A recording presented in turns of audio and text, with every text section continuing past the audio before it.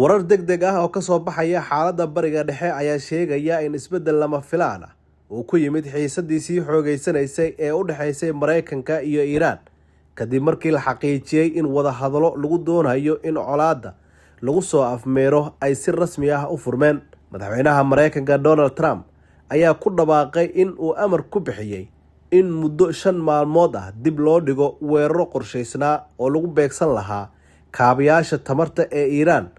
Go'aankan ayaa yimid kadib markii uu ku tilmaamay wadahadallo aad u wanaagsan oo wax ku ool ah inuu dhexmarayo labada dhinac.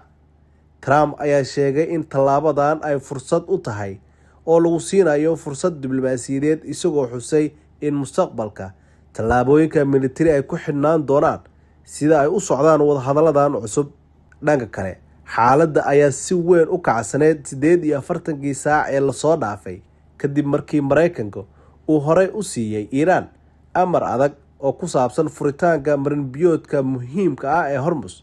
isagoo ku hanjabay weeraro culus haddii aan la fulin dalabkaasi. Iiraan ayaa iyaduna si adag ugu jawaabtay hanjabaadaasi, iyadoo ka digtay in haddii la weeraro ay bartilmaameedsan doonto kaabayaasha tamarta iyo biyaha ee dalalka gobolka, taas oo sare u qaaday cabsi laga qabo dagaal ballaaran oo gobolka ku fida. Go'aankan cusub ee dib loo dhigay duqeymaha ayaa loo arkaa mid yareyn kara xiisadda, inkastoo falanqeeyayaal ay ka digayaan in 5 maalmood ee la siiyay wadahadallada ay yihiin waqti xasaasi ah oo go'aamin kara in dagaal buuxa uu mar kale ka qarxo gobolka iyo in xal diblomaasiyadeed laga gaari doono. Guud ahaan, indhaha caalamka iyo daneeyayaasha Bariga Dhexe ayaa hadda ku sii jeeda natiijada ka soo bixi karta wadahadalladan, iyadoo la rajeynayo in ay noqdaan dariiqii lagu damin lahaa colaadda ka sii horeysay Bariga Dhexe.